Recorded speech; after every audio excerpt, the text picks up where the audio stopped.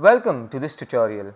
In this video, I am going to explain on how to allocate a resource to an allocation request.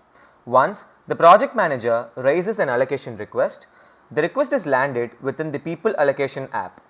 The resource manager can navigate to the People Allocation app in order to view the pending requests slated for resource allocation. The resource manager can allocate a resource by choosing the allocation request. In the Details page, under Allocation tab, the resource manager can select the suitable resource and click the Allocate button. The allocation pop-up appears.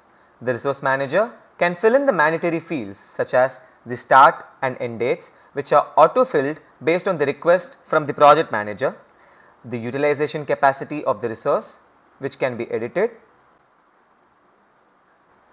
the allocation notes, and other mandatory fields. Once all the particulars are updated,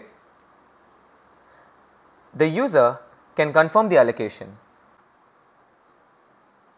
Once done, the allocation is sent to the project manager for his or her approval. In the meantime, allocation screen is blocked for the resource manager for the particular request. Thank you for watching.